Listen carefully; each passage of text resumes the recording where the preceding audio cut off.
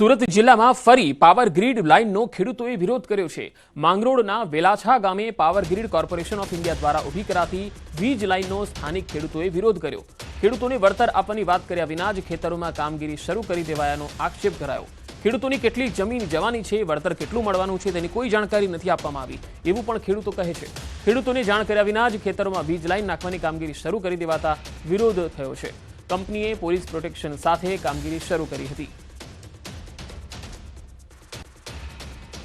વેલાછા police સ્ટેશનમાં બોલાવેલો હતો ને મને એવું કીધું કે પાવર ગ્રીડના અધિકારી કાલે પોલીસ પ્રોટેક્શન સાથે કામ ચાલુ કરશે અને મને રાત્રે બોલાવ્યો છે અને આજે સવારે પાવર ગ્રીડના અધિકારી એનો સાધન લઈને અહીંયા આવી ગયા છે કામ ચાલુ કરવા માટે અને પાવર ગ્રીડમાંથી હજુ ખેડૂતને યોગ્ય વળતર કેટલું ચૂકવવાનું, શું કરવાના છે તેનું હજુ નક્કી જ નથી અને સીધું આ કામ ચાલુ કરી દે છે। હાલ અમને અમારા ખબર નથી કે અમારા ખેતરમાં કઈ જગ્યા ટાવર જતા છે, કેટલું વળતર અમને મળવાનું છે એની અમને કોઈ જાણ નથી ને આજે તમે જોઈ શકો છો આ લોકોએ કામ ચાલુ કરી દીધેલું છે। છોટાઉદેપુરના નસવાડીના ગ્રામ્ય પંથકમાં કેનાલ છે, પરંતુ કેનાલમાં પાણીનું એક ટીપું પણ નથી। નસવાડી તાલુકાના ધનિયા ઉમરવા તળાવ છલોછલ ભરેલું હોવા છતાંય 3 ગામના ખેડૂતોને સિંચાઈનું પાણી નથી મળતું। છોટાઉદેપુર જિલ્લા પંચાયત સિંચાઈ વિભાગની માલિકીનું આ તળાવ છે, જે 2 વર્ષથી છલોછલ ભરાઈ જાય છે, જ્યારે નસવાડીમાં સિંચાઈ વિભાગની કચેરી દ્વારા આની દેખરેખ રાખવામાં આવે છે। 3 વર્ષ પહેલા 80 લાખના ખર્ચે કેનાલો 5 કિલોમીટર બનાવવામાં આવી। ગત વર્ષે તળાવ ઉપર આવેલ કૂવાનું રિનોવેશન પણ કરાયું, જ્યારે 4 વર્ષમાં 1 કરોડથી વધુનો ખર્ચ થયો, પરંતુ 3 ગામોને આજે પણ સિંચાઈનું પાણી નથી મળી રહ્યું એ હકીકત છે। ખેડૂતોએ સિંચાઈ માટે વહેલી તકે પાણી મળે એવી માંગ કરી છે।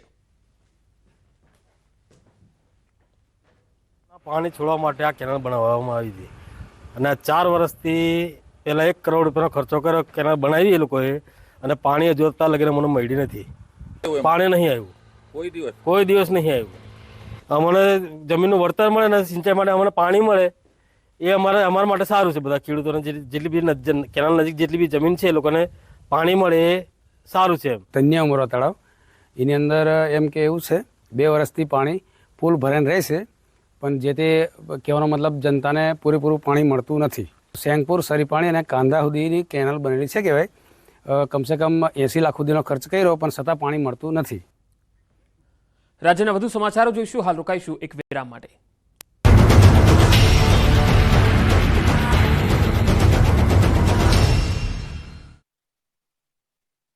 ધોલેરા ભાવનગર રોડ પર બસ પલટતા 5 ની ઈજા। ભાવનગરના ધોલેરા રોડ પર પૂરપાટ જતી ખાનગી બસ 2 થી 3 ગોથા મારી ગઈ હતી। ધોલેરા ભાવનગર રોડ પર પૂરપાટ જતી ખાનગી બસ ચાલકે સ્ટીયરિંગ પરથી કાબુ ગુમાવતા બસ પલટી ગઈ હતી। ભાવનગરથી અમદાવાદ જતી ટ્રાવેલ્સ બસનો અકસ્માત થયો હતો। ખાનગી બસ રોડ પર પલટીને નીચે ખાબકી હતી। બસ એટલી સ્પીડમાં હતી કે બસ પલટી મારી ગયા બાદ 2 થી 3 ગોથા મારી ગઈ હતી, જેથી બસમાં સવાર મુસાફરોની ચિચિયારીઓથી રોડ ગુંજી ઉઠ્યો હતો। 5 થી વધુ લોકોને ઈજા પહોંચી હતી। રોડ પર અકસ્માતના કારણે ટ્રાફિક જામ થયો હતો। ધોલેરા અને પીપળી તેમજ ધંધુકા એમ 3 જેટલી 108 એમ્બ્યુલન્સ ઘટના સ્થળે પહોંચી ગઈ હતી અને ઈજાગ્રસ્તોને હોસ્પિટલ ખસેડ્યા હતા। આ તરફ ધંધુકા ધોલેરા રોડ પર કાર પલટી ગઈ। અકસ્માતમાં એકનું મોત થયું, જ્યારે 5 ની ઈજા પહોંચી। પૂરપાટ આવતી કાર ધંધુકા ધોલેરા રોડ પર અલિયાસર મહાદેવ મંદિર પાસે રોડની સાઈડ પલટી ખાઈ ગઈ હતી। ઈજાગ્રસ્તોને ધંધુકા રેફરલ હોસ્પિટલ ખાતે ખસેડવામાં આવ્યા। બોટાદમાં વાહનમાંથી 3.85 લાખની ચોરી તો સુરતના વિસ્તારમાં જ્વેલર્સમાં લૂંટ। બોટાદના જૂના સ્વામિનારાયણ મંદિરમાં પાર્ક કરેલા એક્ટિવામાંથી ચોરી થઈ છે। તસ્કર એક્ટિવાની ડીકીમાં રાખેલા 3.85 લાખના દાગીના લઈને રફુ ચક્કર થઈ ગયો છે, જ્યારે એક્ટિવા માલિકને દાગીનાની ઉઠાંતરીની જાણ થતાં તેમના પગ તળથી જમીન ખસી ગઈ છે। દ્રશ્યોમાં જોવા મળી રહ્યું છે કે એમ એક શખ્સ એક્ટિવાની બાજુમાં ઊભો છે, કોઈની નજર ન જાય તે રીતે ચાવીથી એક્ટિવાની ડીકી ખોલે છે અને ડીકીમાં રાખેલું દાગીના ભરેલું પર્સ લઈને જતો રહે છે। આ તરફ સુરતના વિસ્તારમાં જ્વેલર્સમાં લૂંટ થઈ છે। કર્મચારી અને માલિક પર લૂંટારુએ મરચાની ભૂકી ફેંકીને લૂંટ મચાવી હતી। આંખમાં મરચું નાખી શખ્સોએ કરી હતી લૂંટ। ગ્રાહકના સ્વાંગમાં આવીને લૂંટને અંજામ આપ્યો। આ મામલે ભેસ્તાન પોલીસે 3 આરોપીની ધરપકડ કરી। શખ્સો દુકાનમાંથી દાગીના અને રોકડ ઉઠાવી ગયા। શખ્સોએ લૂંટ માટે ધારદાર હથિયારના ઘા પણ ઝીક્યા હતા। ભાવનગરના રોડ પર આંખલાઓ જંગે ચડ્યા, મચી ગઈ દોડધામ। ભાવનગરના રસ્તા પર રખડતા પશુઓને પકડવામાં મનપા માત્ર ને માત્ર ખાલી વાતો કરે છે, તે આ દ્રશ્યો પુરાવા છે। ભાવનગરના જોગીવાડની ટાંકી પાસે 2 આંખલા વચ્ચે જંગ જોવા મળી। વર્ચસ્વની લડાઈ માટે 2 આંખલાઓએ આખો રોડ બાનમાં લીધો હતો। આંખલા યુદ્ધના કારણે રોડ પર સન્નાટો છવાઈ ગયો, જાણે કોઈ લડાઈ ચાલતી હોય તેમ એકબીજા પર આંખલાઓ ભારે પડી રહ્યા હતા। આંખલાની લડાઈના કારણે રોડ પર દોડધામ મચી ગઈ હતી. વાહન ચાલકો ડરના માર્યા વાહન થંભાવી દીધા હતા. વેપારીઓ પણ ડરી ગયા હતા. જાહેરમાં પશુઓના આતંકથી મનપાની કામગીરી સામે રોષ જોવા મળ્યો. મનપા દ્વારા રખડતા ઢોરને પકડવાની કાર્યવાહી માત્ર કાગળ ઉપર હોય તેવા દ્રશ્યો જોવા મળ્યા. રખડતા ઢોરને પકડવા માટે મહાનગરપાલિકાનું તંત્ર ઘોર નિંદ્રામાં છે તે પુરવાર થયું. ચીખલીના ખુડવેલ ગામમાં દીપડાની એન્ટ્રીથી નાસભાગ.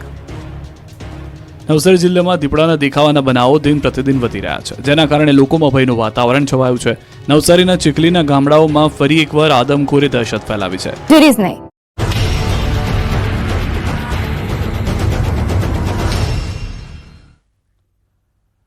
Welcome back. અમદાવાદમાં ગુનેગારોની હવે ખેર નથી. શહેરમાં ગુનાખોરીને ડામવા પોલીસ સજ્જ બની છે. વધતા ગુનાઓને કાબૂમાં લેવા પોલીસે ટાસ્ક ફોર્સની રચના કરી છે.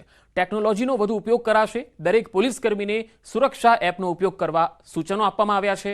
નિર્ભયા પ્રોજેક્ટ અંતર્ગત બનાવવામાં આવી છે અને એક એપ અને સી ટીમને પણ સિનિયર સિટીઝનના રેગ્યુલર સંપર્કમાં રહેવાની સૂચના અપાઈ છે.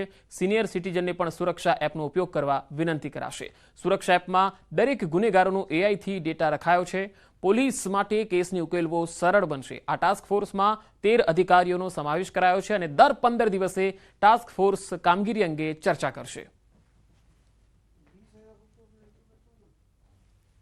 અમદાવાદ શહેરમાં કાયદો અને વ્યવસ્થાની પરિસ્થિતિ છે તેને કંટ્રોલમાં કરવા માટે અમદાવાદ શહેર પોલીસ દ્વારા એક ટાસ્ક ફોર્સની રચના કરવામાં આવી છે. આ ઉપરાંત જે પણ અસામાજિક તત્વો છે તેઓની સામે સખત કાર્યવાહી કરવામાં આવી રહી છે. દિવસે ને દિવસે અલગ અલગ ઝોનમાં અલગ અલગ ડિવિઝનોની અંદર કોમ્બિંગ પણ કરવામાં આવી રહ્યું છે. સરપ્રાઇઝ ચેકિંગ પણ કરવામાં આવી રહ્યું છે. આ સમગ્ર મામલે વાતચીત કરવા માટે આપણી સાથે પોલીસ અધિકારી અજયકુમાર ચૌધરી સાહેબ છે, તેમની સાથે વાત કરીશું. સર, ખાસ કરીને જે ટાસ્ક ફોર્સની રચના કરવામાં આવી છે, કઈ રીતે આ ટાસ્ક ફોર્સ કામ કરશે, કોના સુપરવિઝનમાં કામ કરવામાં આવશે અને આખી જે વ્યૂહરચના કરવામાં આવી છે એ કઈ રીતની છે? એ હાલમાં જે આઈસીસી છે, integrated control and command centre CP office ખાતે છે, ત્યાં અમે જે વર્લ્ડ ક્લાસ આઈટી સિસ્ટમ્સ જે લગાવ્યા છીએ, જૈસે એફઆરએસ સિસ્ટમ છે, વિડીયો મેનેજમેન્ટ છે, વિડીયો સમરાઇઝેશન છે અને એ સિવાય ફોરેન્સિક એપ્લિકેશન્સ. તો એ જે આઈટી પ્રોડક્ટ્સ છે એના પ્રોપર યુઝ માટે અને ઇમ્પ્લિમેન્ટેશન માટે અને એનાથી જેટલા મેક્સિમમ પોલીસ લેવરેજ લઈ શકે છે એના માટે ડીસીપી કંટ્રોલ રૂમના સુપરવિઝનમાં ટેકનિકલ અધિકારીઓને એક સીપી સાહેબે ટાસ્ક ફોર્સ બનાવ્યા છે, જેમાં એ ટાસ્ક ફોર્સ દર 2 અઠવાડિયે મળશે અને આઈટીને કેવી રીતે પોલીસ ઓફિસર્સ અને જવાન જરા વધારામાં વધારે ઉપયોગ કરી ને ગુના ડિટેક્ટ કરશે, લો એન્ડ ઓર્ડર કંટ્રોલ કરશે અને પોલીસ આઈટી સેવી બની રહે અને ડેટા ઇન્ટેલિજન્ટ પોલીસિંગ થાય એના માટે. સર, ખાસ કરીને આ જે સિસ્ટમ છે તે લોકોને કઈ રીતે ઉપયોગી બનશે અને પોલીસ માટે કઈ રીતે ઉપયોગી બની રહેશે? એ પોલીસ ઝડપથી ડિટેક્ટ કરશે ગુના અને જે નાસ્તા ફરતા આરોપીઓ છે, કોઈ ક્રિમિનલ્સ છે, હિસ્ટ્રી સીટર છે, એ જાહેરમાં દેખાશે તો એઆઈ બેઝડ કેમેરા એને પકડી પાડશે. અમદાવાદ શહેરમાં વધતી ગુનાખોરીની પ્રવૃત્તિને લઈ પોલીસ દ્વારા મેગા કોમ્બિંગ હાથ ધરાયું. સમગ્ર શહેરમાં અનેક જગ્યા પર નાકા પોઈન્ટ બનાવાયા છે. પોલીસ દ્વારા વાહન ચેકિંગ કરવાની કાર્યવાહી હાથ ધરવામાં આવી. ગેરકાયદેસર વસ્તુ મળવાને લઈ કેસ કરવાની પણ કાર્યવાહી હાથ ધરાઈ. ડીસીપી સહિતના ઉચ્ચ પોલીસ અધિકારીઓ પણ કોમ્બિંગમાં જોડાયા.